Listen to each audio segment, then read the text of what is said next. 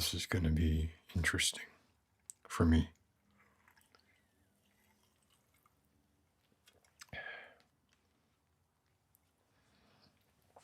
For y'all, maybe not so much. I don't know.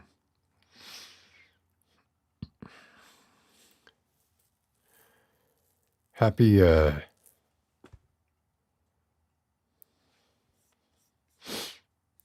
November 23rd. Thanksgiving is shorthand for me at this point, saying Thanksgiving. Right? I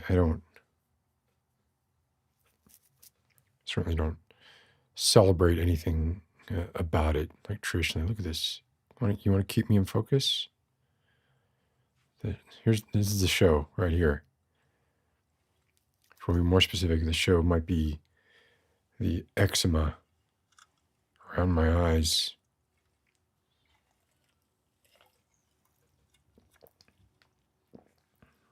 It's been, please let me know if you hear anything like weird with the audio or video. New camera, because I can't possibly go 2 months without a new camera. This camera's not really like, it's really not meant for live streaming, but I'm using it just as an experiment, really, as much as anything else. It's an experiment. It's more of a stills camera. It's a stills video hybrid, but it's really more of a stills camera. Which, you have another baby, you need a stills camera, right?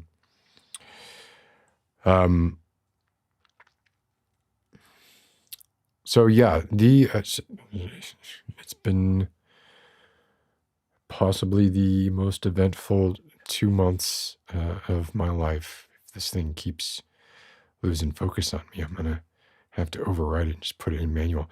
I'm not moving anyway. Camera, I'm just sitting here. Stop like grabbing the mic or something. Just stay here. I can hear it. I can hear it when it does it. It's annoying.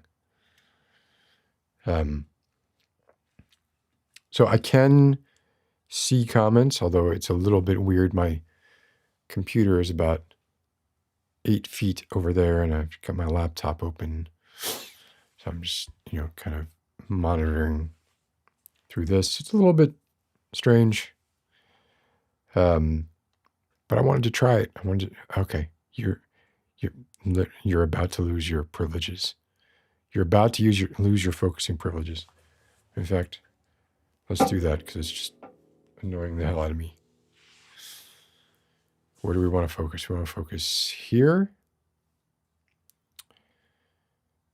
Okay, well, here's what the problem is going to be. Here, let's do this. Let's put this like close to where I want my face to be focused. And then I'm going to go right here. And I'm going to change this to... Hold on. New camera.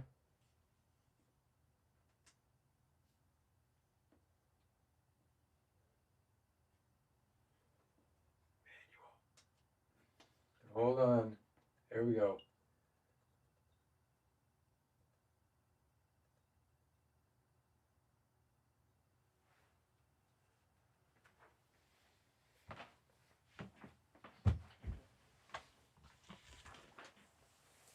All right. Now, I might be like a little bit out of focus or a little bit in focus, but at least it won't be moving around anymore. Hey, so I can check here. Let's check here. It's going to take a second. Sorry for the rocky start. Actually, it was just fine, wasn't it? It was just fine. Anyway. So yeah, I had a son, my second son, October 5th, 2023. And it's been, oh my God. It's been an experience. I do think that there's something to be said probably for destigmatizing the realities of parenthood when it comes to, say, like, parenting sucks. Often, frequently. Parenting frequently sucks, and especially for a certain personality type, this guy, where it sort of usurps your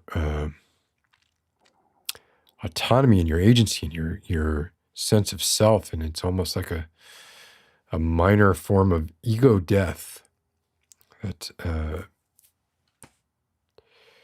can be quite a wake-up call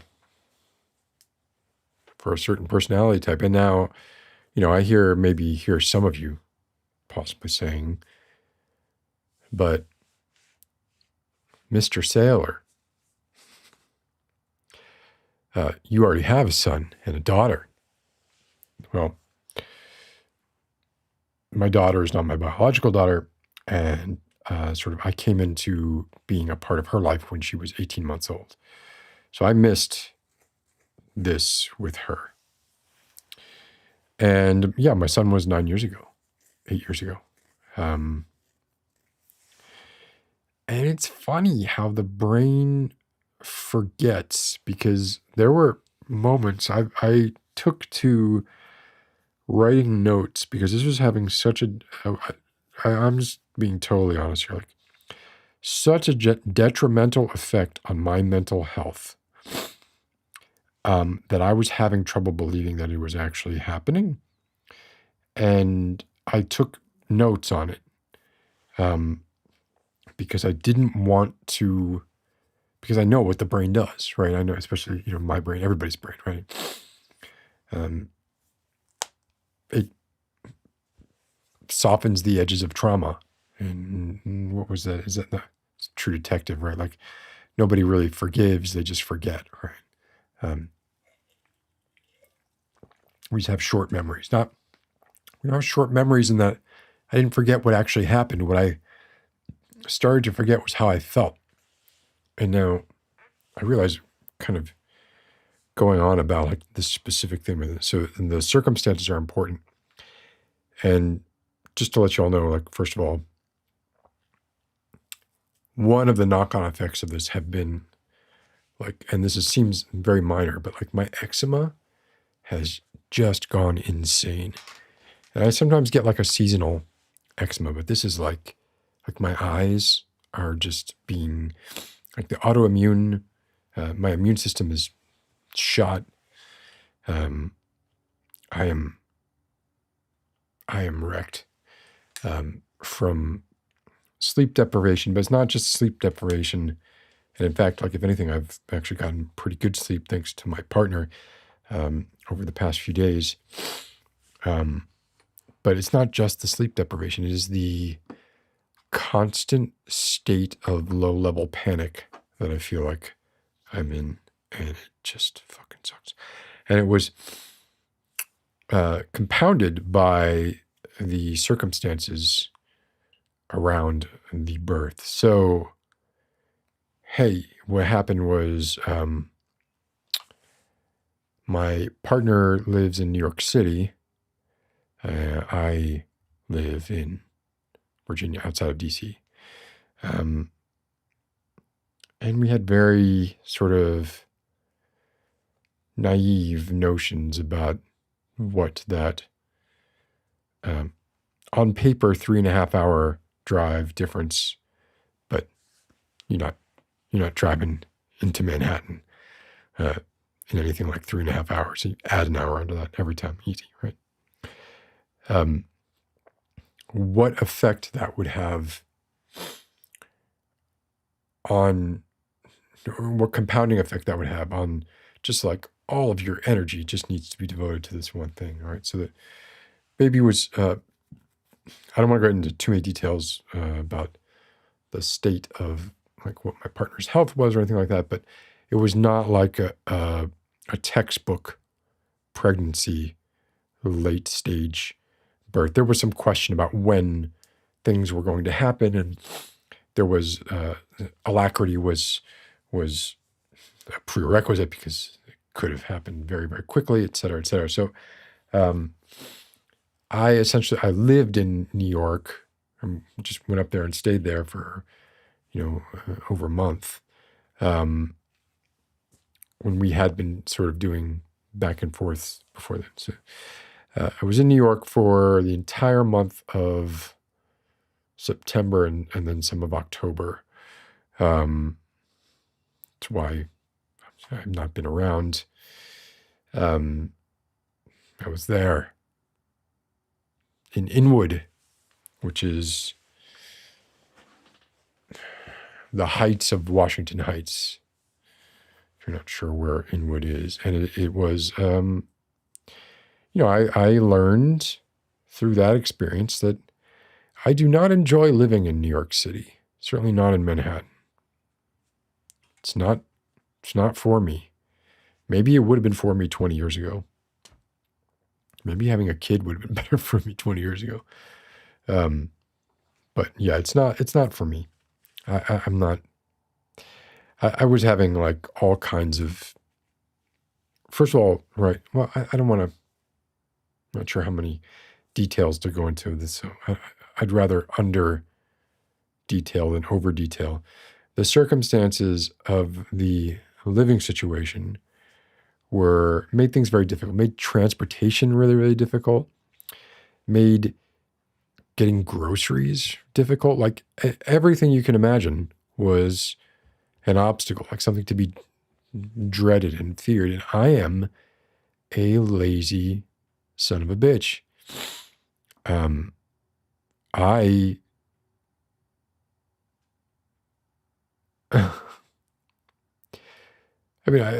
It's difficult. There's a mental hurdle that I have. There's like this labyrinthine path that my brain has to go through to get myself to take the laundry to the basement, to do the laundry in the basement of my house. So imagine now, like, adding a laundromat to that. And I know this sounds like horribly like privileged and silly and like, people do this all the time. And there was a time when I was younger when I did it too. But you know what? I don't want to have to fucking walk up 5 flights of stairs in 90-degree heat with bags of groceries, every time. I just don't want to do it. I don't want to do it. Don't want to do it. Don't enjoy it.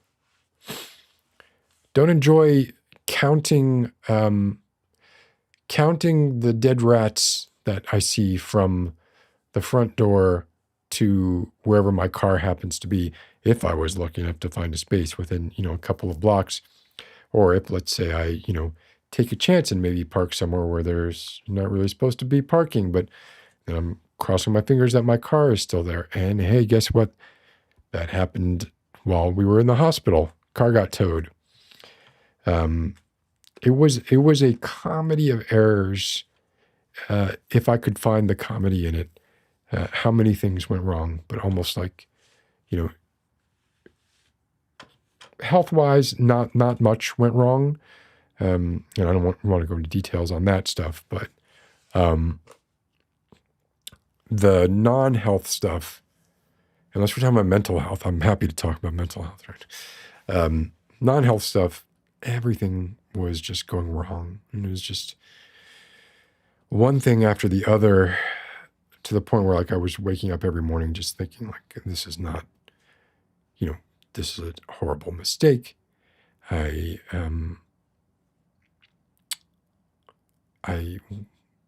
really wish this did not happen. And the reason that I'm saying this is because, one, I don't feel that way now, right? So things have changed. But I wonder, like, how many parents feel this way, right? Like, I didn't really bond with Charles, my first son, until he was over a year old, or he was almost a year old. I didn't feel an attachment to him until then. And I felt, pretty guilty about that.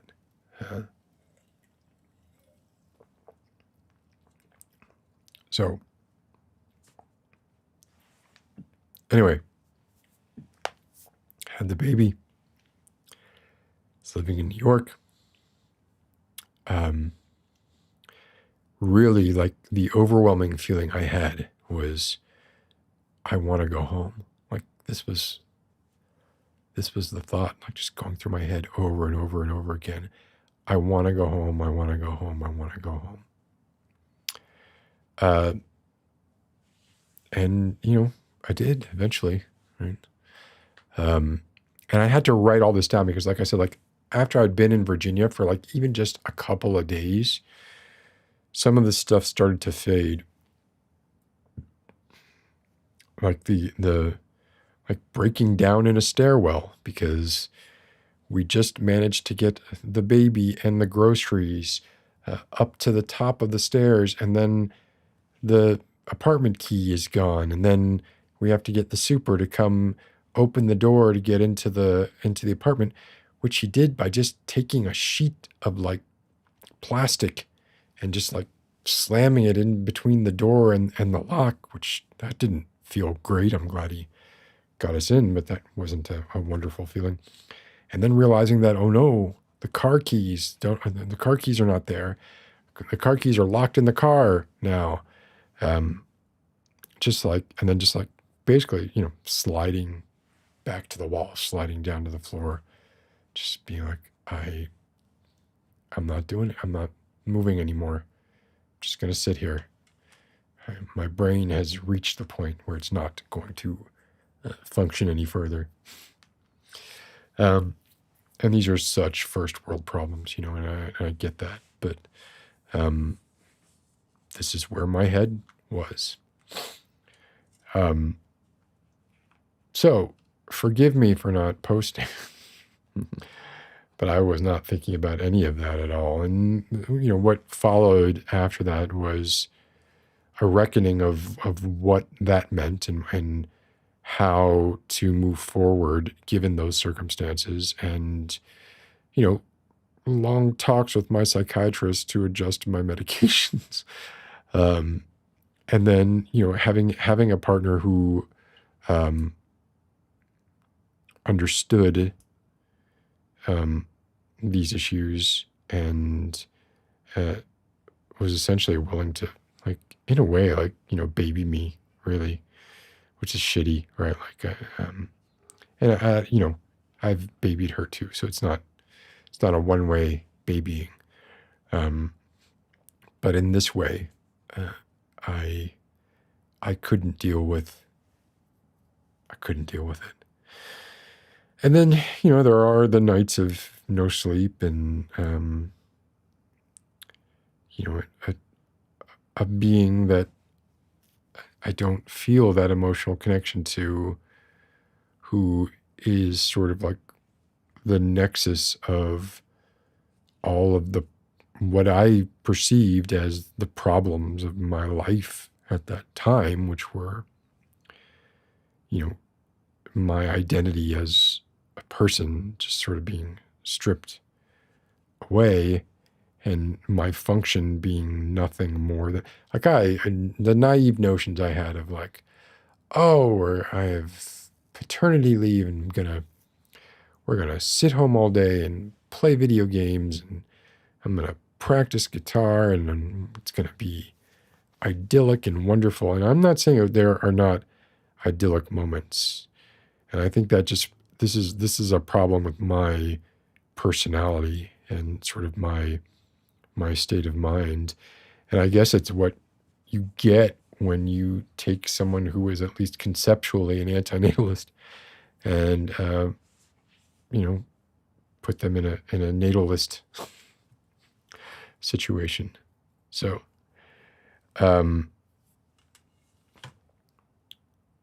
so the last month now has been sort of the graph is is heading up. Henry is his name. He's, um, month and a half, and he hasn't yet to hit 10 pounds. He's a little guy, really cute little guy.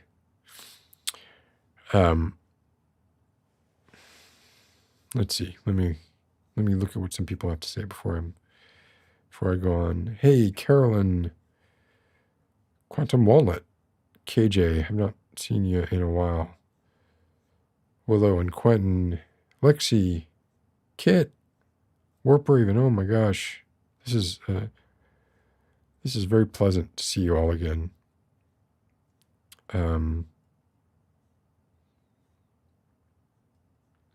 Set it to fixed aperture. No, that would not have fixed the problem. The aperture was not what was changing.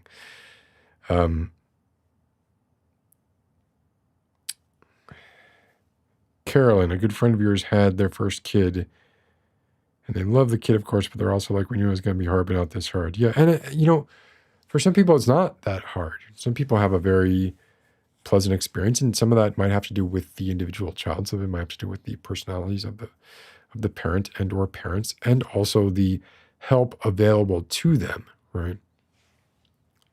I mean, it would be great to have a village of help. I think that's one of the things, like, they say have babies in your 20s and 30s, because at that point, really, like, in general, right, you can kind of rely on your parents to help a little bit. But I'm 50. My mom isn't doing shit, and my dad's been in the ground 30 years. Hey, Anna. Hey, Newcheck. Food coma. I'm in a food coma myself. So my partner is with this is it's a weird thing. My partner is with my new baby with her family for tonight, and I was with my son and other daughter for Thanksgiving this evening, and we just went out, and we went to one of those Brazilian steakhouses where they just keep coming around with fucking slabs of meat, and I do not eat red meat often. I eat it pretty rarely. And I got one of those things where, like, I had like a bite of red meat, and my body just went like, must have as much of this as possible, need this right now, like turned into a little tiger. And I ate until I felt sick, and then I felt sick, and then I came here. Anna, yes, stress, the aggravator of eczema. It really, really is. I mean, it's an autoimmune thing, right? So it's, but it's like my eyes they're worse than they look. Like, when I blink, every time I blink, it's painful. Warp Raven, you were going to ask about NYC without prying what it's like compared to London. Well, so Inwood, I mean, Manhattan is huge, right? And there's a lot. And there's obviously, you don't have to live in Manhattan. I can't say that, like, for me, certainly at this stage in life, if I were single and young, perhaps I'd be fine with it. At this stage in life, I don't see how or why one would have, unless it was absolutely necessary for their job or what have you, right? A very small apartment in a part of Manhattan that is not really clean. It's like when I would shower, just like dirt would just be coming off my face, and I don't know where that shit came from.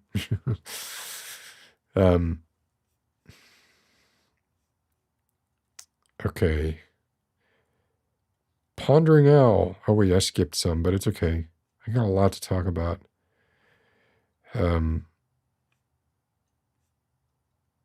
So let me get to the bottom here, because a lot of stuff happened. Carolyn, yeah, Manhattan is different from Brooklyn, different from Queens. You're in Astoria, Queens, and it's pretty chill. Yeah, I might be able to handle something like that. Although, I do feel like I've now have this sort of sour taste in my mouth from it. Lexi, you developed eczema on your face when you were pregnant. Oh, you got shingles. Oh my God. That must have been painful. Really painful. And probably frightening. Isn't there some danger for the child if you get shingles when you're pregnant?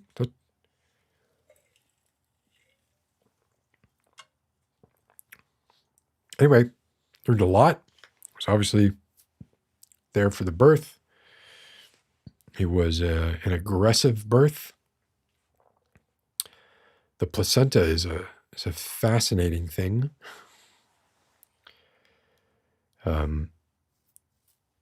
I did not think it was going to look like that. It did not look like something that should be coming out of your body. But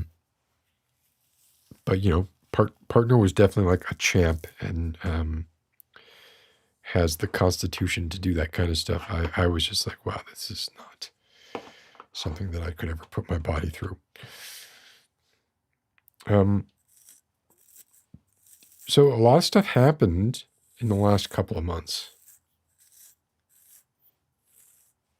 I'm in love with this sandalwood comb for my beard because it's getting to that length now where it's starting to be really annoying. What happened, you may ask? Well, Massage ASMR came back. I couldn't believe it.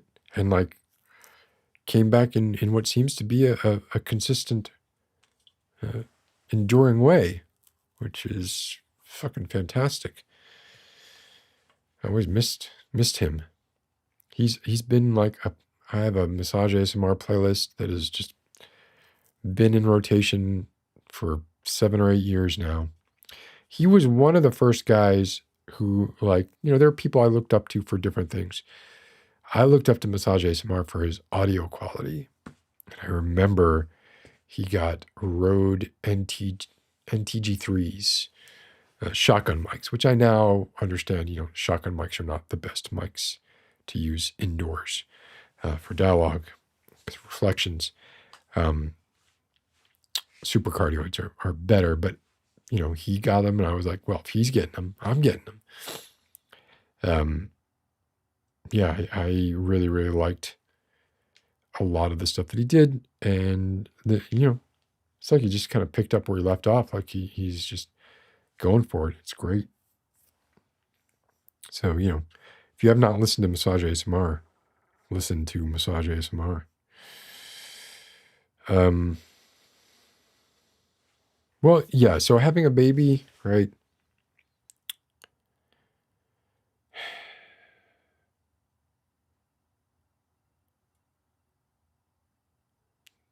The world sucks. The world sucks, and it's the thought of feeling, if you're the kind of person who feels guilty, even for things that you don't necessarily control,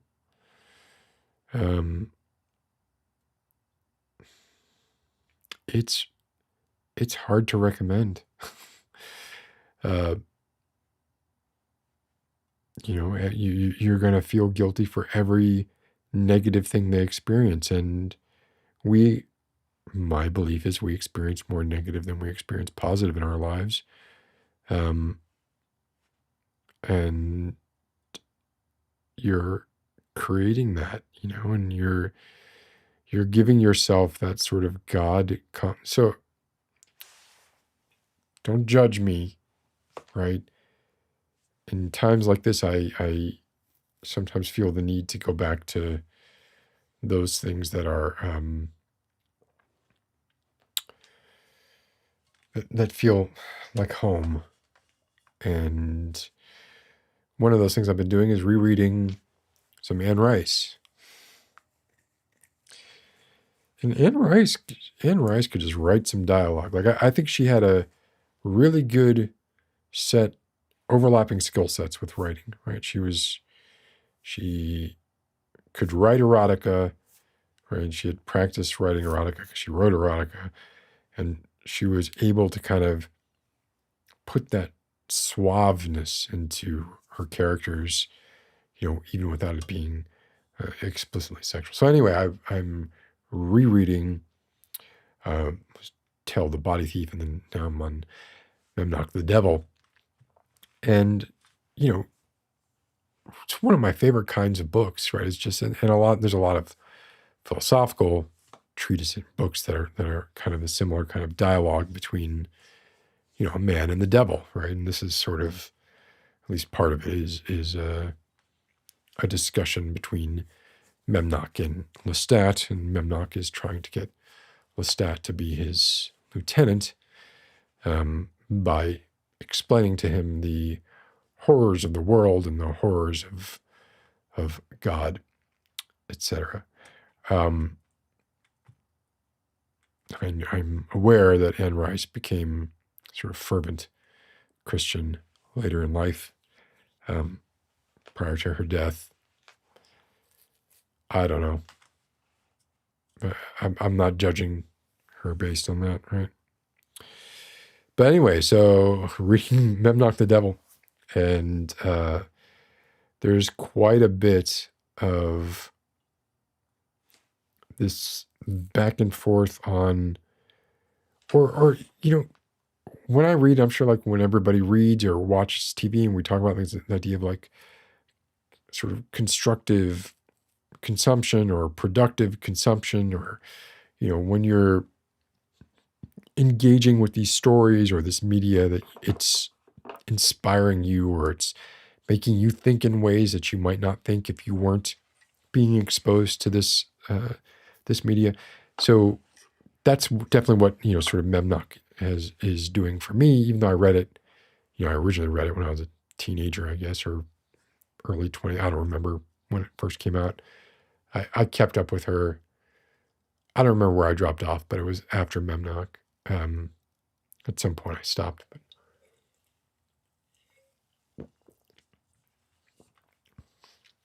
But so a lot of these dialogues are on the nature of good and evil. What is good? What is evil? What is the purpose of life? And Lestat, of course, very much a hedonist.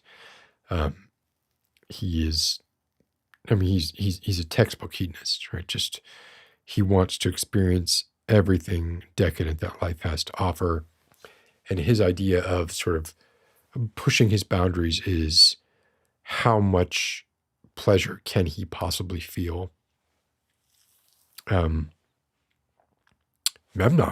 strangely enough, is not like that. So, it's interesting to, when you think about that, you think about like, well, okay, if we think of ourselves as these sort of receptacles, or not receptacles, but these sensors. It's because I like cameras. I'm going to use the analogy with cameras. We're sensors, and we're sensing things, and what can we sense, and what should we sense, and do we have empathy with other sensors and what they are sensing, and do we want to influence what they're sensing and how they're sensing it before we stop sensing, right? So Memnoch the Devil talks about that kind of, it's meaning of life shit, really, right? But is there something in just existing via like negative utilitarianism, sort of doing enough so that you're not hurting others, but you are essentially you're viewing life through the lens of, I'm going to do things to minimize the suffering of others because I recognize suffering as the chief experience that most of these sensors take in. some kind of pain, some kind of suffering. And when you're a parent, you're creating a sensor that is going to experience a lot of suffering. And you, the parent, get both the pain of having to see and sort of feel empathy for this thing that you created in order for it to feel those things, and the ability for the sort of godlike ability for you to mitigate it and make it feel better. Like kiss the boo-boo, make it feel better, right? And that feels good, right? That's sort of but it's sort of egocentric, right? It's sort of like you want to be, whether you, again, this is just me talking shit, right? But maybe whether you know it or not, by becoming a parent, you are trying to experience some of the munificence that you yourself wish that you could experience more of. Because we're all kids, essentially. And when you think of like a god or a merciful being or something that takes your pain away, a doctor, a priest, this is they're very much like a parent.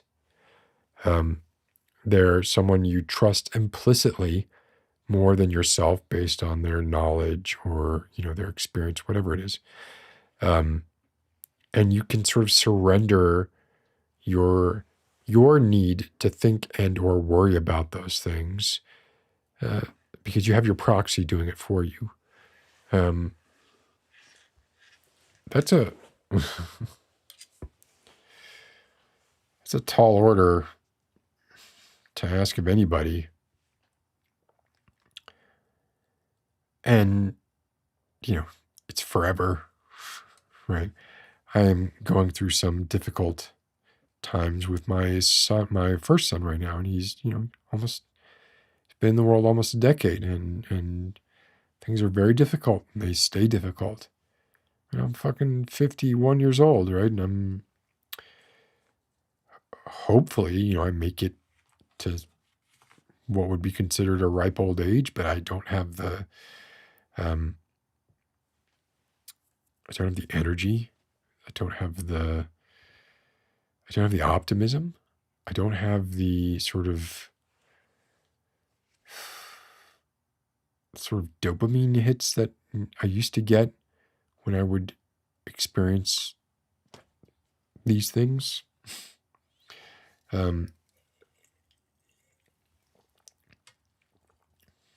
My sensor is just slowly becoming more and more gunked up. That's for everything. It's covering everything. Oh, that sucks. Let's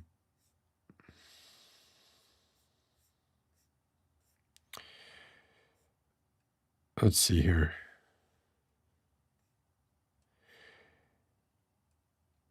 Yeah, absolutely. Yeah, no child ever asked to be born, right? I literally have a book back here. I've had to rearrange a lot. I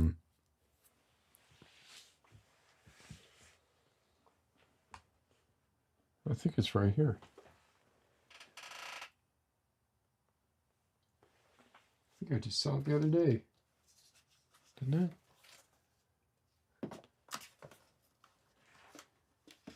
Of course, now I'm not going to be able to find it.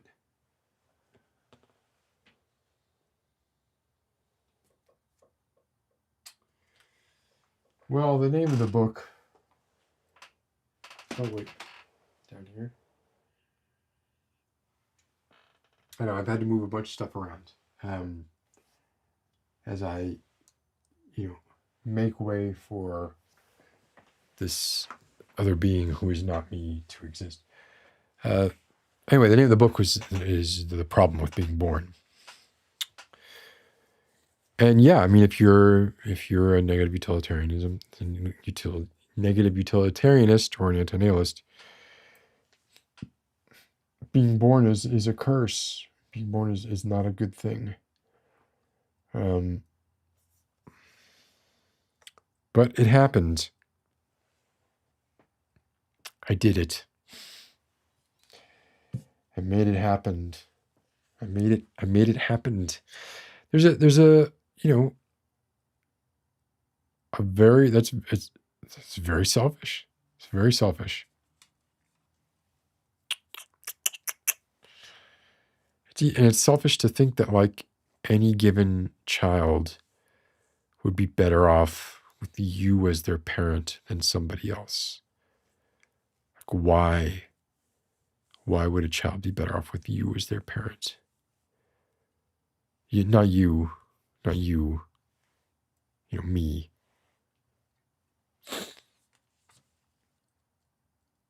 I'm not fit.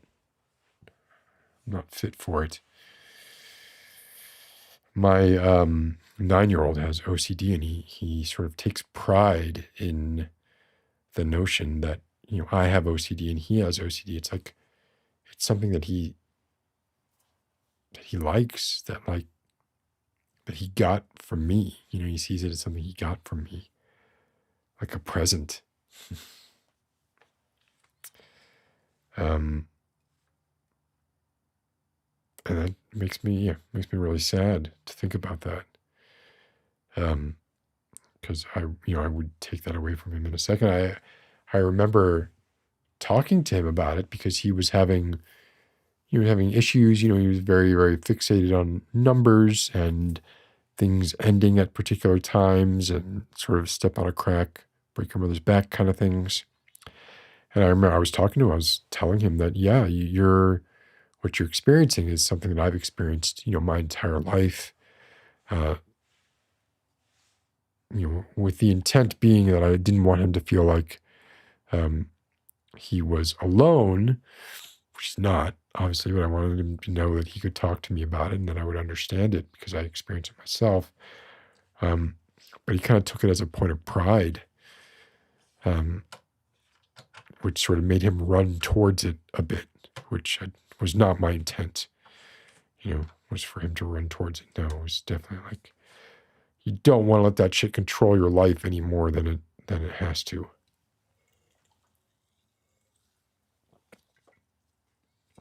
If you can find innocuous ways to feed the beast when it comes to OCD, take those. Don't lean into the areas that stop you from accomplishing things, right? Like I, for instance, generally have to have the television on an odd number. The volume has to be on an odd number, or I'll die. I don't freaking know why.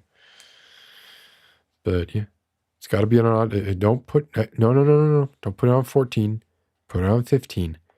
Don't ask me why. Do you want to kill me? If you don't want to kill me, put it on 15. Thanks. Right? That's relatively trivial. Doesn't really stop me from getting a day's work done. So I lean into those parts of my OCD and try to avoid the others, which you obviously you can't always do. I don't think my son has the control right now to be able to do anything like that.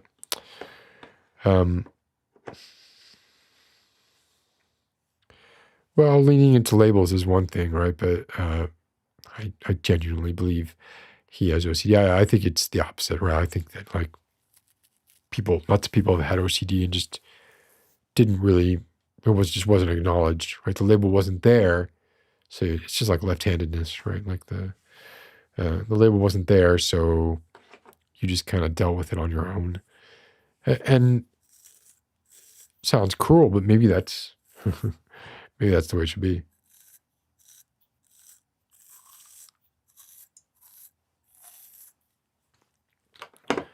Mox Opal, people will put their mental disorders in their bio. Why Why not? Why wouldn't you want, like, if you have Tourette's, maybe you want people to know that. Um, if you have like serious OCD, you might want people, if you're autistic, you might want people to know these things so that when they're interacting with you, they understand why you're behaving the way you're behaving. It doesn't seem unusual to me. Seems fine. What else happened? Something happened. Something happened in the Middle East.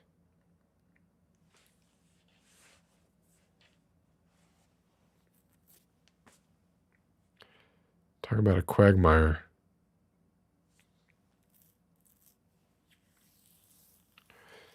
So linguistic quagmire too, right? Like I often and usually I try not to just sort of automatically align myself with whatever the progressive left is saying, right? Or I will, it's kind of like when, sometimes I'll watch a movie and I'll want to read like a review of the movie after I watch the movie before I come to my own conclusion. Like I have these thoughts in my head and maybe some things I'm like, well, this was strange, but maybe I'm just not getting it, right? Like, and then I'll want to have some kind of confirmation before I would say, be vocal about this idea, which is silly. Silly. Feel the way you feel, man. You don't need somebody else validating the way you feel. Look, if you have an experience and you're confused by it, that's fucking valid. That's valid. You don't need someone else to be confused by it for it not to be valid. So I'm not really sure why I do that. Why did I start talking about that? I don't remember where I was going with that. Oh, yes. Oh, because Palestine and Israel.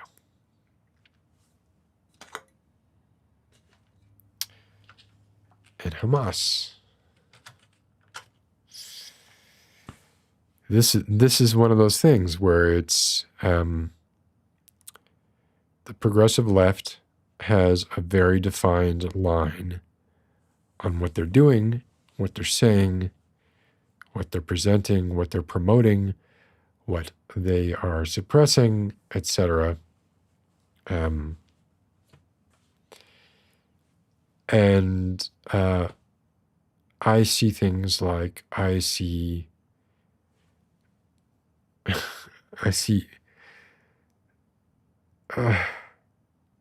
people I hate saying things I agree with. Maybe I can just leave it as open-ended as that. I'll give you a less loaded example, okay? Andrew Tate, human sex trafficker, okay? All around manosphere, woman-hating, misogynist piece of shit. Okay, Andrew Tate. He tweeted the other day that he thinks that, people should not indulge in food. They should only eat what they need to sustain themselves, and they should, he eats as fast as possible just to get through it. And he almost, like if he could just like have a injection of his nutrients for the day, he would do that. I agreed with that. Even though I enjoyed a steakhouse dinner this evening, by and large, man, food just gets in the way. And I read that, I was like, oh my God, this guy said something I actually agree with. Fucking amazing. Well, so the major issue is I have not made any tweets at all. And not that who the fuck cares, but I've made no statement whatsoever over the conflict between Israel and Palestine. And largely that's been, well, it's been for a few reasons. Largely it's been because I'm so busy with, sort of stupid kid stuff that I don't have the time to go back and look into like the nuance of the situation as it exists now.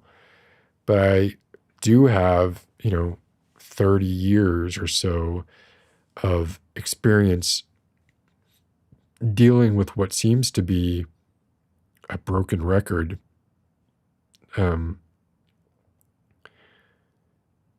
And my particular point of view falls out of line with the progressive left's point of view here. I mean, I think it's absolutely, it is putting our heads in the sand. It is sticking our fingers in our ears and going la la la la la. It is completely ignoring the reality of the situation to believe anything else other than United States interventionist policies are and have been creating terrorists. And that's not something that the United States wants to discourage, because we need an enemy, right? So if we think that, say, our colonialist tendencies are not creating generations of people who hate America, then we are shoving our heads in the sand and acting like we just don't give a fuck. And I feel like, there's no room for nuance when talking about this. It's just either you can't say, oh, well, you're pro-Israel, or you're pro-Palestine but not pro-Hamas, or you're don't think you're anti-Netanyahu but pro-Israel. Like there's no room for nuance there. You're just kind of, you're either this or you're that. So it's been something I just don't want to even weigh in on. But if I had, it probably would have been with something like that. And then, a bunch of people have weighed in on it. They've been bodied. So anyway, terrible situation. Glad that there is some kind of a ceasefire going on now. We'll see if it sticks.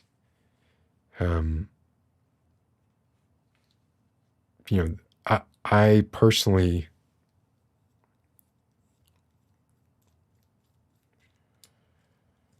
the Israeli government is itself a terrorist organization. That's how I feel about it. There, I said it.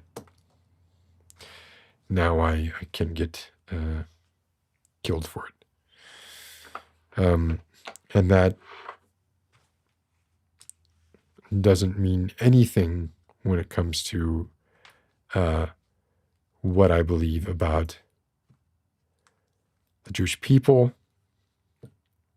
or the people of Israel. Just like it doesn't mean anything to me about the leaders that were Hamas, that were presented as moderate when they were elected.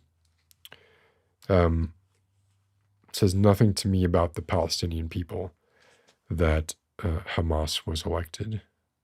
I mean, it does say something, right? But I'm certainly not at the point of saying, well, they elected Hamas, therefore they deserve what they get, right?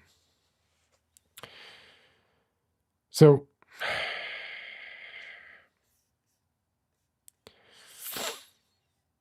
well, Quantum Walnut, are you sure that's the progressive left consensus or what the social media makes it look like? No.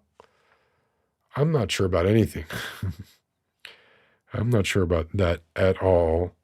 I'm not sure.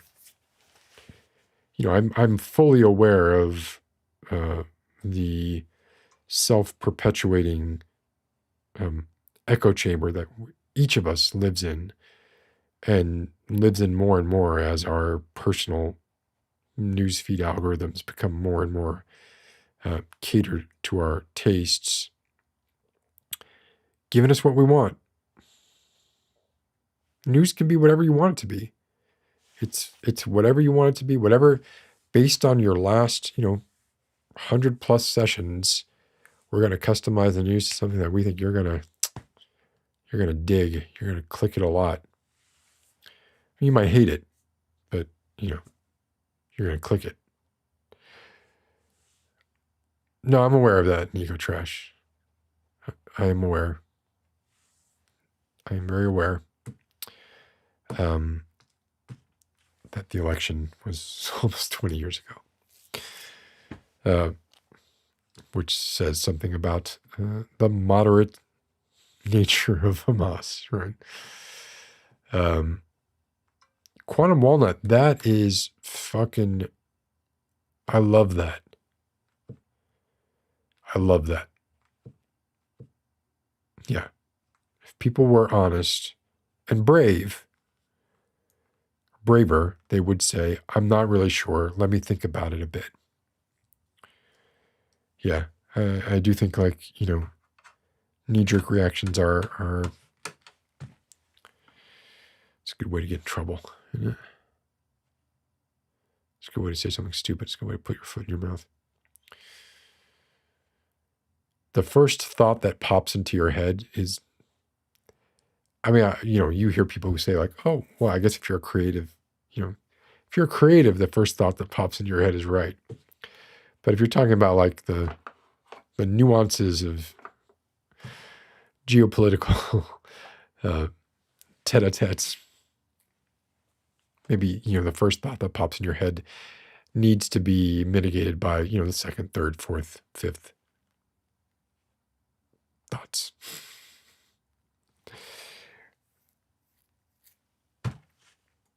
Oh, Nico. Pivy, hey. Your echo chamber gives you strange ASMR, cat videos, and David Densick interviews? Do not ask. I'm not going to ask. I'm going to call attention to it. How about this New Jersey hoodie? Picked it up when driving from New York to Virginia with, I want to say, a 4-day-old baby and a 2-year-old. That's a lot of fun doing that. That was super nerve-wracking. Stopped in one of those, New Jersey Turnpike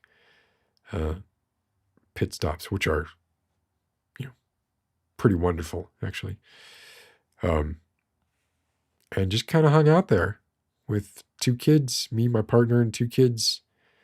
Took a break, hung out there, got some Starbucks. I was cold. Entered this hoodie. We waited there for the traffic to die down a little bit and continued the drive. That was a pleasant memory. And I have very pleasant memories of, like, going to the park. So, oh my God, you want to talk about like these wasteful, single-use, overpriced, equivalent to fast fashion, but it's essentially like babies as an industry. It is pretty disgusting to me. So in my house now, this is the room where I used to do live streams. It is no longer that room, really. There used to be a desk here, a backdrop there. There's still a little bit of a backdrop there, but what I've very, very strategically aligned this camera if you saw anything else, there's actually now a bed in this room, desk against that wall. This is very much a traditional bedroom, to be used by my kids, to be used by my partner's kids, child, etc. Right. So my stuff went in the basement, which is where I used to do stuff a long time ago. But the basement to me is just like, I don't like being down there. The ceiling is low. It's always quite sort of musky and mildewy down there, so I don't really enjoy it that much. But that's where this stuff is getting relegated. And I have now two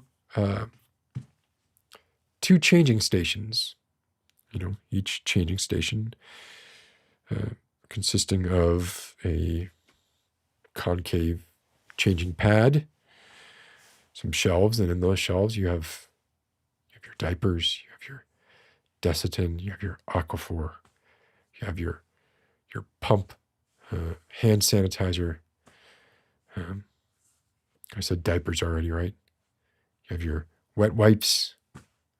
If you got this is where you bring the baby and you're changing those diapers, and you have your diaper genie, gets filled up with diapers really quickly. Then oh my God, that just reminded me. I got to take the garbage out. Garbage is tomorrow. Generate a lot more garbage, and it doesn't seem like healthy garbage, if you know what I mean. And then you have your car seats. Got to get car seats. They don't even let you take the baby home from. Let me tell you something. Okay, in New York City, getting a child from a hospital to the house when our car got towed while my partner was in labor, very difficult. Uber technically does not allow you to, in New York anyway, to put infant car seats in. You can get an Uber with a child car seat, but it's like 3 years old and up or 2 years old and up or something like that. They don't want to touch infants. So we had to work. We were quite worried about that. We had our car seat, and we were there waiting outside the hospital, and we were basically just like, we're gonna call this Uber and put a little note, a little message in there when we get him. Say, is it okay if we install a baby seat in your car? If not, drop us. He didn't read the note. He got there. He was actually really, really, really kind. That was like a moment where I was like, oh, maybe everything will be okay. Anyway, I've gotten really good at installing car seats in under a minute or two. So yeah, installed the car seat, put it in basically before he really, I think, took in what was happening. And he drove us home with a day-old baby, 2-day-old baby. But just getting around like that, very, very difficult. Real pain in the butt. Pondering Owl, thank you for dropping by. It was nice talking to you. I'm not sure what your name was before.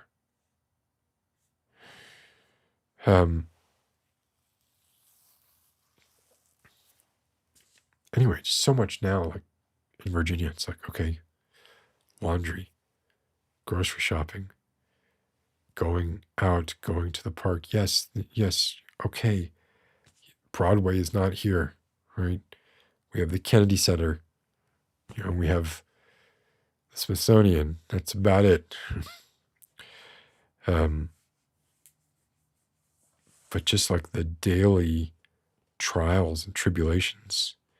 And I told you about the counting dead rats. How count dead rats? It didn't feel great having a 1-day-old baby over my shoulder, trying not to step on dead rats. Just didn't feel great.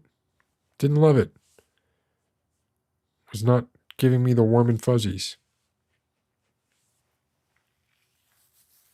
So, it's Thanksgiving. Tonight, I'm going to sleep the sleep of the just. I'm putting all the blackout curtains up. I'm putting the noise machines on. I am taking a Xanax. And I will wake up when I wake up. And that's about it. Does anybody have any questions? Anything they wanted to ask? I've been gone a while. I'm trying to think of movies. Any movies that like I said, I thought this was going to be, I had some naive notions about, okay, Barbie. Hated it. Fucking hated Barbie. Thought it was exactly what I feared it would be. And I just thought it was terrible. Didn't like it. Oppenheimer. Liked it. Didn't love it. I mean, I guess I liked it a lot, but I've already talked about that, haven't I? What else? Been rewatching Last Man on Earth, Will Forte. That's a good one. Dune 2. When is Dune 2 coming out? Dune 2. I haven't heard anything about Dune 2. Loki. I don't watch Loki. I don't watch superhero movies. I'm like Martin Scorsese in that way. And that's the only way in which I'm like Martin Scorsese. I haven't watched Killers of the Flower Moon either yet. But I will. Killer, though. I did watch Killer. So Michael Fassbender, David Fincher, the movie based on the graphic novel Killer. It has gotten some, it's been very memeified, and some of that is warranted, certainly, but it's so well shot, so beautiful. And Michael Fassbender is just he's a marvel. He's a tasty snack. Ridley Scott's Napoleon. My opinion of Ridley Scott has gone down drastically in the last 6 months. And I fear, like, my opinion of Joaquin Phoenix is not far behind. If Joker 2 is really a musical, I don't, who am I to say?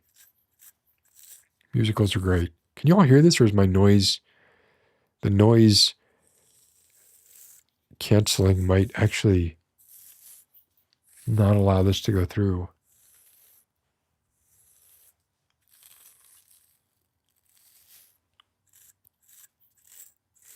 But oh my God, sandalwood feels so good.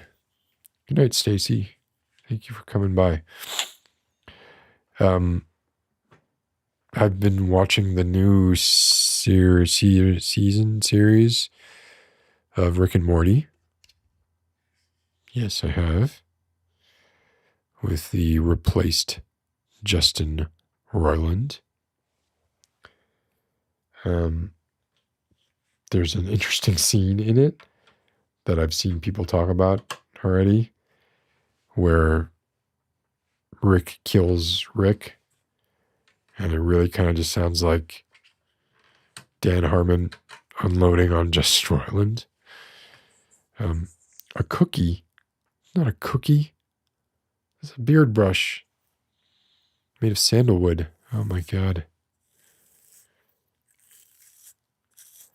Why was Justin Roiland replaced? Guess. Have a guess. Have a guess. You're right. Whatever you guess, you're probably right. Justin Roiland is seems to be a bit of a piece of shit. So whatever. And then oh yes, I had to. There was some controversy going on with people that I've done collaborations with in the past. So now basically my collaboration playlist is me and Karuna Satori and ASMR Creations. And that's it.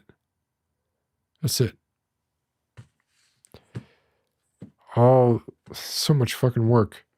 Like, gone. Not, YouTube does not reward work. It's whatever is there for a day and then it's gone. So whatever. But that upset me. Read some stuff that upset me.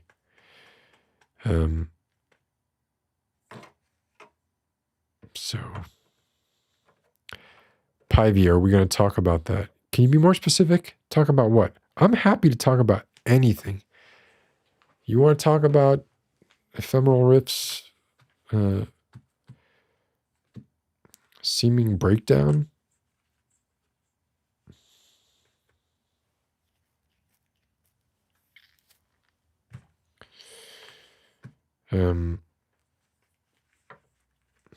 Angelica was apparently,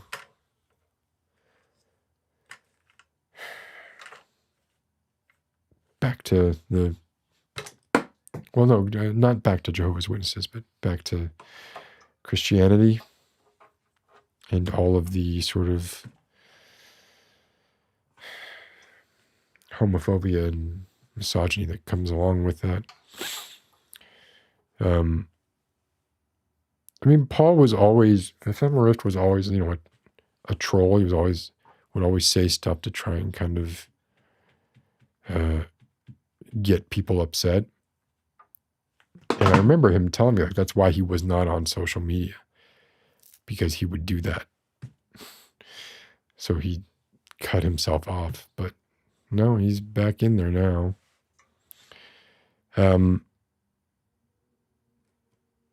Angelica didn't surprise you. Definitely, it surprised me.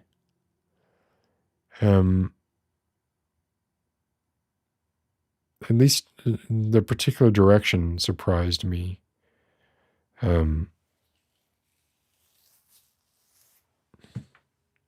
don't know. She seemed like somebody who, was always trying to learn and like would frequently change her views on things based on, whatever she read recently. But I didn't think it would include hate. But it did. And I don't know how these people, I don't talk to these people, anymore. So I don't know. But it did make me sad, It made me sad on both accounts. For Ephemeral Rift, certainly not the first time he's done or said something like that. And for whatever it's worth, but I don't think this is honestly like worth all that much. I actually don't think he's a racist. Like, I genuinely think he's like, he thinks he's uncovered some great truth about the ridiculousness of giving power to words. But he hasn't, in my opinion. Because again, if we're talking about like negative utilitarianism, do no harm to others, he's doing harm to others. And by way of doing that, encouraging others to do harm as well. And the same goes for Angelica. Honestly, it's like you have a platform like that, right? Like the problem is you're promulgating this kind of these ideologies, and people think, well, if this person feels that way, it's okay for me to feel that way, and I'm gonna act on that. Like, look at Dream. This terrible, terrible. What the fuck is up with that guy? I mean, always knew he had problems. And look, why do I know anything about Dream at all? I have a 9-year-old son. So I know about Dream. And I will keep knowing about Dream because I want to know what the hell this guy is saying and doing that my son seems to revere, you know?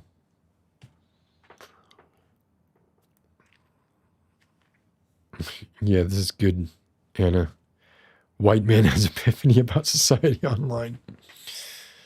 I get that my partner says this a lot too. It's just sort of like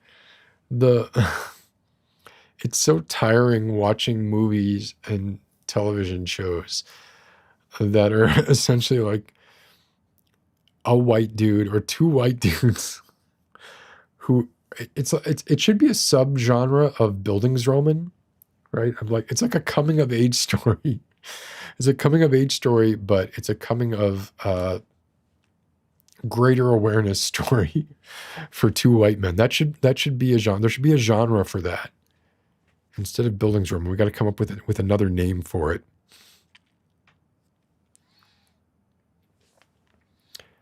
Yeah, and you know what? I think Dimitri is a very safe person to watch. I'm not going to endorse anybody at this point. You know, anybody can just go down a rabbit hole. It's a great thing about being dead, right? Is you can't fuck up anymore. Don't meet your heroes. Don't look at. I'm rubbing my eyes, like I can feel the pain going on there. But hey, my experience with Ephemeral Rift was that he was kind, inclusive, didn't like people using the F word, I don't know what happened, man. I don't know. Yeah, and like the first time I ever talked to Angelica, well, beyond like just like oh hey, liked that video or whatever, was when I posted something on Instagram that was a tweet. It was a clip of Michaela Peterson talking with Vosh, and Michaela Peterson was saying, and this sounds like I'm exaggerating, but she literally was saying like, do you think we should waste time teaching people about the inequalities of race rather than instead of using that time to teach them how to make money? Like this is a real question posed by Michaela Peterson in like a debate with Vosh. So, and she reached out to me like, oh my God, like I can't believe that person said that, because it was just so ludicrous and just showed Michaela Peterson as being poisoned probably by her diet and her genes and her constant exposure to her father.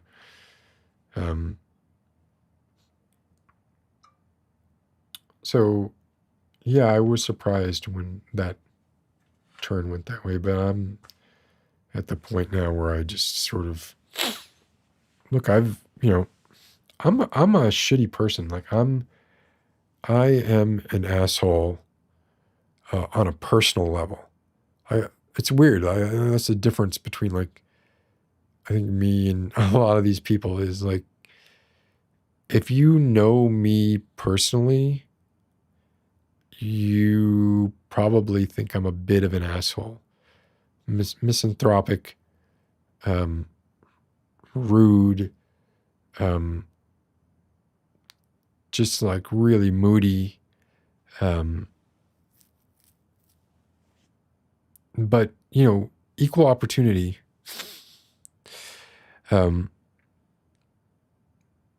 And God forbid, like if we ever dated, if we were ever in a relationship,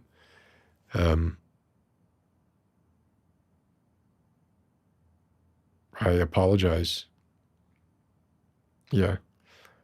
I'm a shitty person when it comes to that on a personal level. Um, when it comes to sort of a greater expounding ideology level, I'd like to think that I'm okay. Um,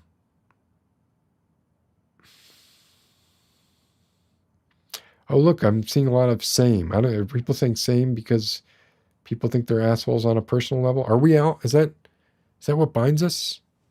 We're all assholes on a personal level. Uh, um, well, no, Nico, I'm not saying equal opportunity racism. I'm just saying I just treat everyone like trash. Um, but it's weird because like the more you know me, the worse I am. And so you know, if you're part of a society or part of a group or part of a, you know, I can be quite giving and quite generous. The closer and closer you get to me, it's almost like I feel like, okay, now you're kind of like a part of me now. Like we're just like this one thing. And I'm not nice to myself either. So like I'm gonna treat you like I treat me. Um,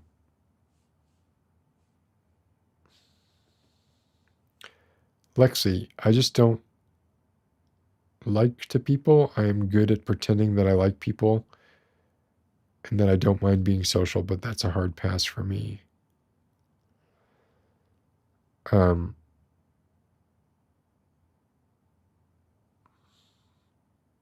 I don't know, man.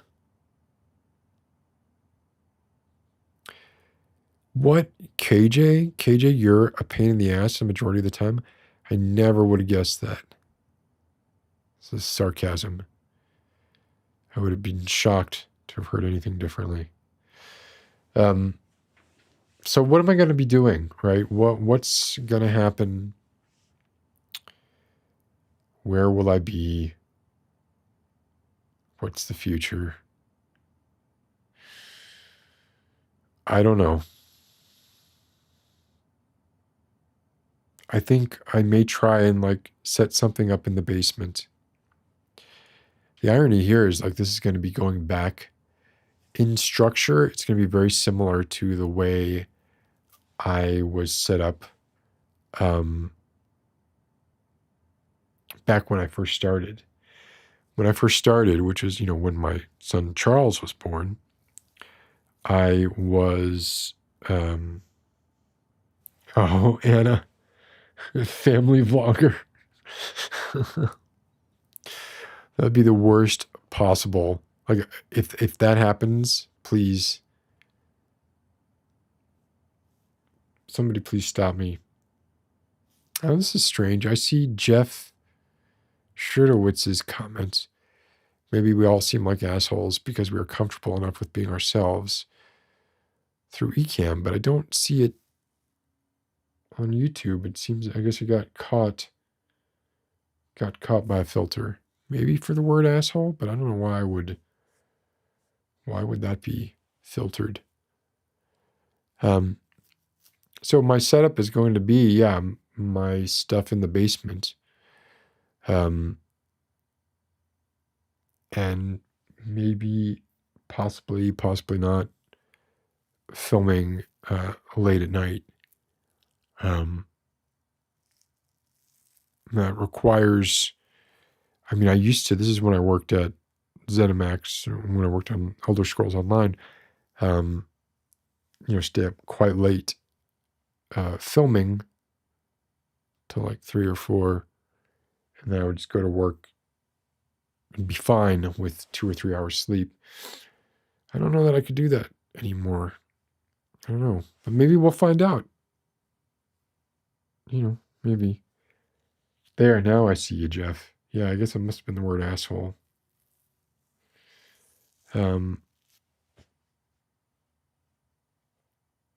So anyway, yes, really, really hard month.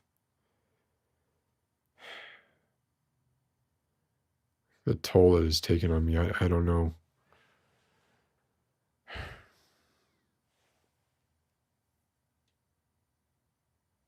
Uh, and I just think about, where's the relief? I get relief from my partner, right? But there is just always like this feeling like, oh my God, this is always there, and this is always going to be a worry, and I'm always going to be afraid. And I think like my credo right now, like the thing I want most in the world right now, is I don't want to be afraid anymore. I just don't want to be scared anymore. Don't want to be scared. I don't want to be, I don't want to be afraid of something happening to someone I love. I don't want to be afraid of being judged. I don't want to be afraid of like not knowing if I'm going to be able to provide. I don't want to be afraid of wondering if I'm good enough. Like it's all these fears that are amplified.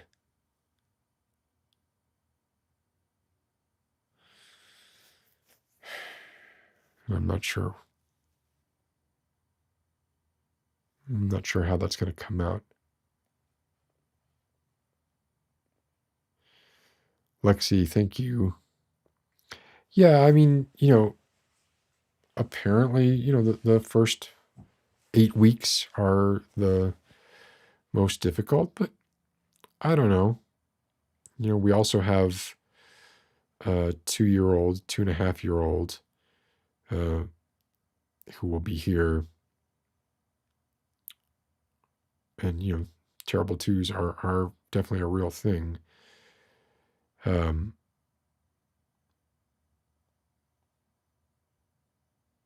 So I'm glad to see a bunch of you. That feels good. This feels good. I want to be able to do this again. And this is pretty ramshackle. Nobody asked me about the camera I'm using. Nobody. I get one question saying, "What camera are you using?" Because it looks great. Nobody said that.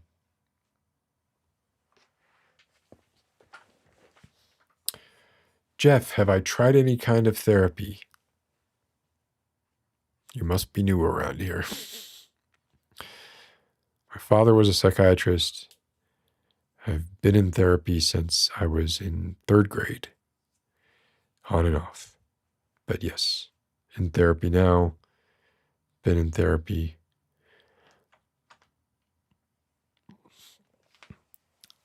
Oh, you want to know about the camera I'm using?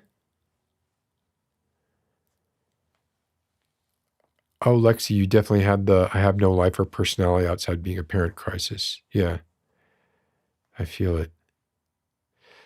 Well, so Anna, let me tell you about the lights, because the lights are basically nothing right now. What I've got is like this LED, which is a desk lamp. It's not even a real, did I just see, did it just do auto? Oh my God, it's doing auto fucking color temperature correcting. Did you see that happen? Watch. Okay, so when I turn it on, it's going to be real blue, and then it will turn more orange. Ready? Blue. Whoops. Blue. Orange. Big mistake. New camera. Got to get used to it. But the lights are just this LED, which is, a piece of crap desktop LED. It's not meant for what I'm using it for. Obviously, like I have that lamp behind me, which is one of those Asian kind of lamps you can get anywhere. And one tube doing this fill, this kind of orange.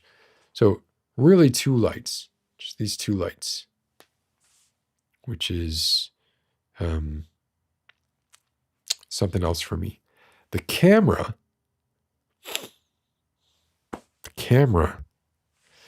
is a Fuji GFX 100 II.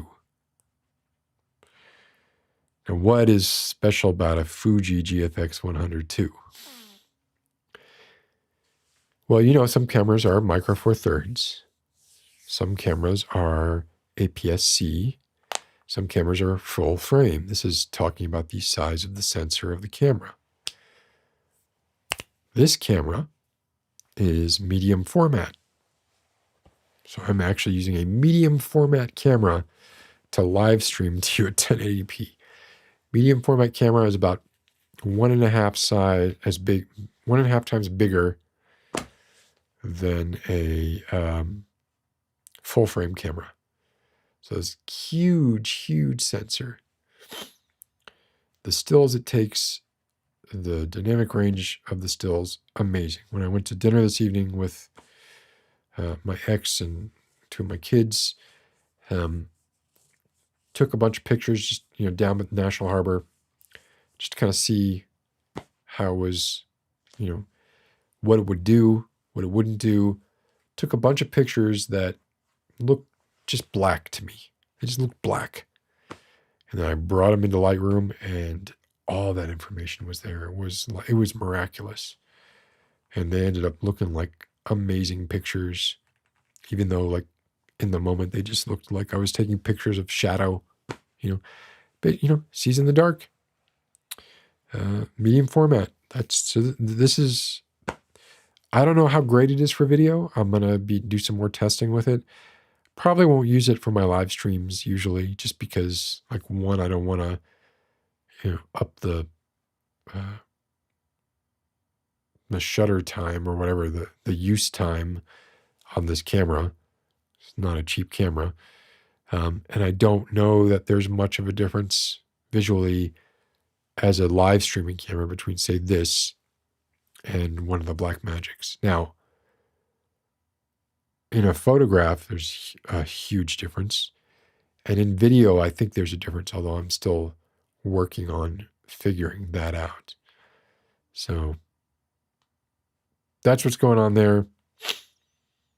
Got a lot of high resolution pictures of the babies.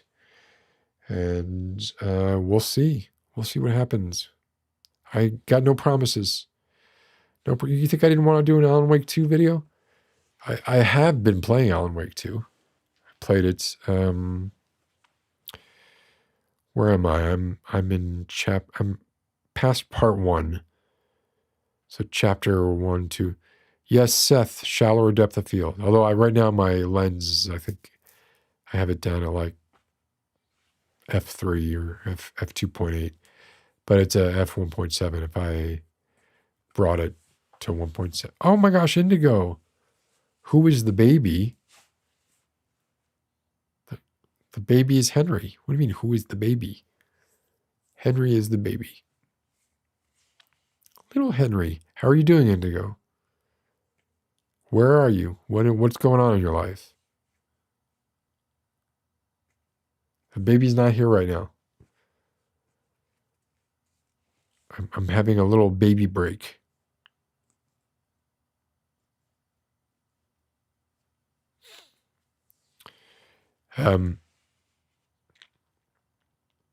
Let's see, while Indigo writes that answer, if in fact. Oh, God, it's true, right? Or baby this, baby that. Fucking baby. So I did play Alan Wake 2, past part 1. I'm in, like, I'm in the TV set, the television studio set as Alan, with like like a really bad, like the host's name is Mr. Door, which just reads like murderer, I think. I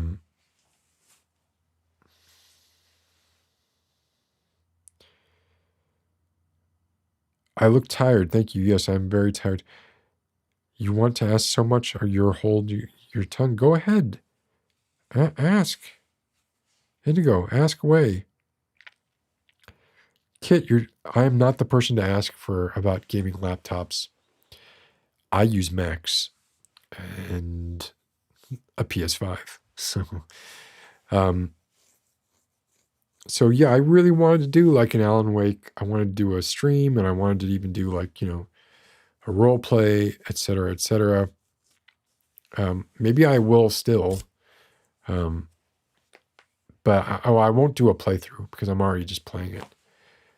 I don't think it's as great as everybody has been saying it is. Oh, was Mr. Door mentioned in Control? I just thought it was like a play on murder. I did see like Casper Darling. There's definitely like, for me, like, I don't know. Like, you need to do more than just mention characters from your other universes to actually tie them together. If they're not connected in a meaningful way, then they might as well not be connected at all. Maybe they are. Um,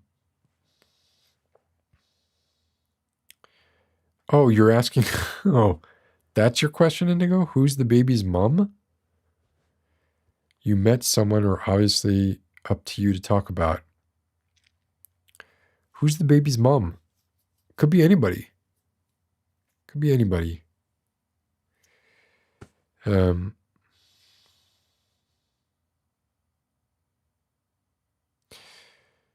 Wait, this guy.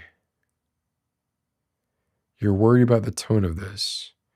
You're a dad with a 6-year-old. Self-employed repairman. Home health care for your stepdad who's dying from cancer. That's horrifying. So,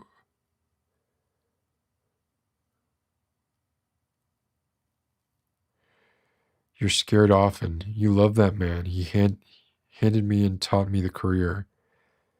I asked him how he deals with the fear he has. 5 kids of his own. He said, break down when you need to, but you have to live your life as helpless as we all do.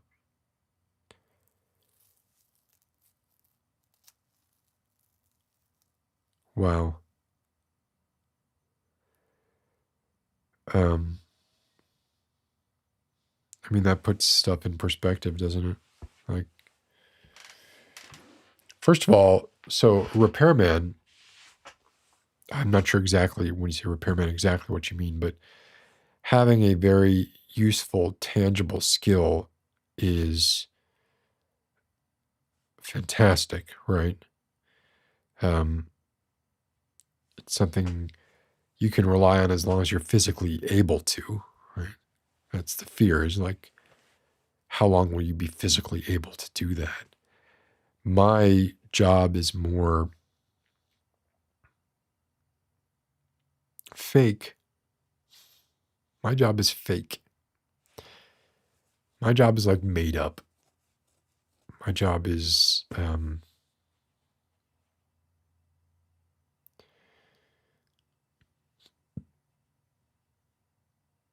a lot of buzzwords and a lot of, it doesn't feel very concrete or reliable to me. And I worry about that a lot. My mother is in her 80s and has had multiple strokes. I have a sister who helps care for her. But look, like the advice your dad gave you, break down when you need to, but you have to live your life as helpless as we all. I mean, we are all helpless as long as we're able-bodied and lucky. Shit, man.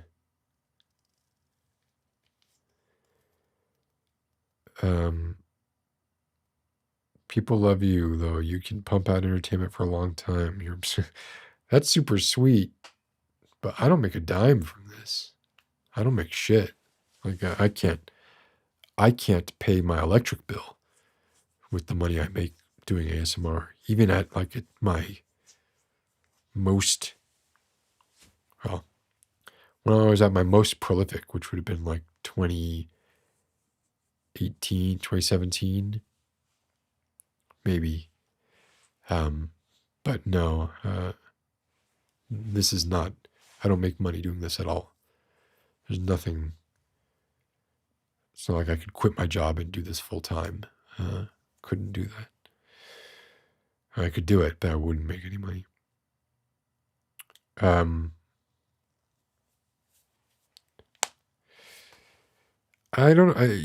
This guy, I don't think you brought the tone down. I think you like sort of hit on something I'm very afraid of. It's, you have your kids. Like, how can you not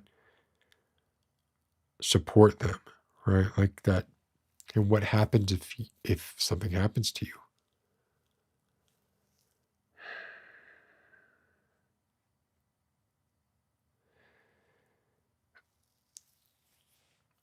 Indigo, you gave me $20 and you call that nothing. Of course. Of course, that is very generous, but I'm not relying on you, Indigo, to support me in my old age. Not doing that. You're not reliable enough. Who is the mother? Well, the mother is someone who's been doing ASMR for a while, a very, very talented ASMR artist. I don't think she wants me to tell you her name, but she's got a couple million subscribers. You probably know who it is. But I don't think it's up to me to reveal it. Damn it, Pybee, you got it. It's Dimitri. My child's mother is Dimitri. No, my child's mother is a person I have known since 2015, 2016. And I was in a relationship with them for a long time.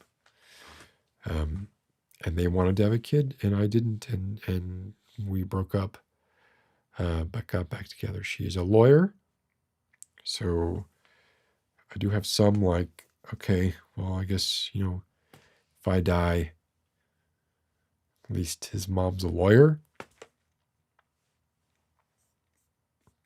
But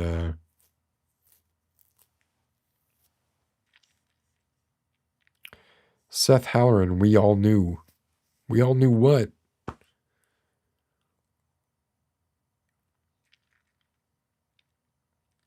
Yeah, this guy, I'm hearing what you're saying, and it's really, really, it's definitely getting to me. Making me worried.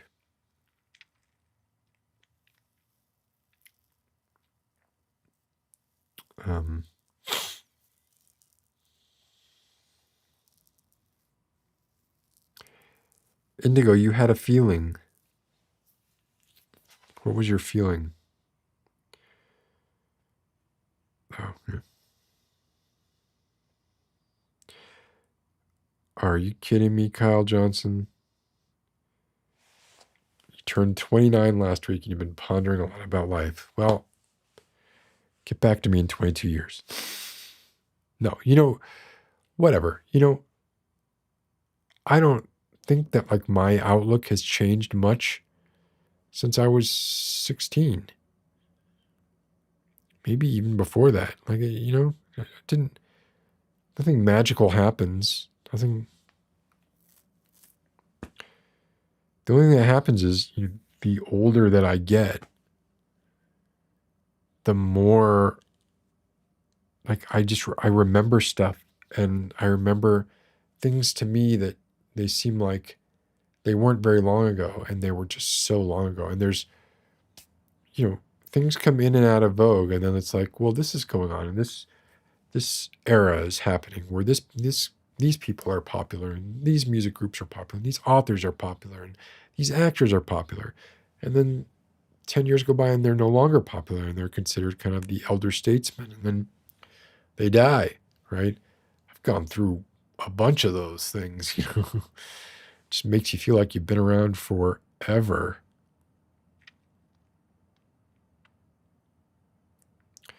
Jeff, if it means anything, I've helped you with your insomnia. Oh man, look, it's much more important for you. Like, I don't want to take people's money. Like, I genuinely don't. I would much rather, like, if I had to do this for money, I would hate it so much. I would not want to do it. I would find excuses to not do it. I would do it less than I do. My heart would not be in it. I want this to be something that I do because I enjoy doing it. And I don't want to be forced to do it because I have rent due next month, But that's super kind. Yeah, Kyle, I get what you're saying here. It's like, tangible skills versus, I mean, look, we can't just say because something's digital, it's not tangible, But when the shit goes down, right, we're going to need people who are HVAC certified. We're going to need doctors. We're not going to need designers, man. All right. You know what? This made me feel a lot better.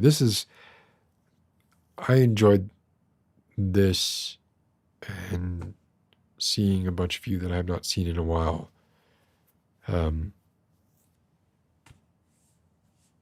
My partner, I don't want to say my partner's name, but I think you all know her, right? Or some of you know who she is. So she's a wonderful person, very smart, strong, puts up with my shit. Yeah.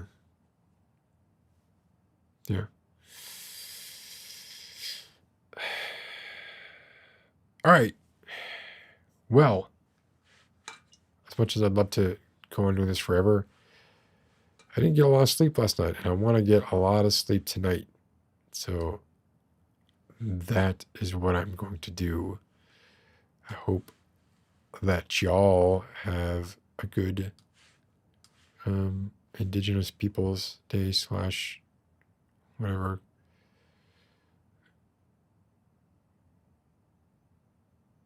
Yeah, if she wants to know, she'll tell us herself exactly. And I hope to see you all soon. And I missed y'all. And thanks for hanging out. Good night.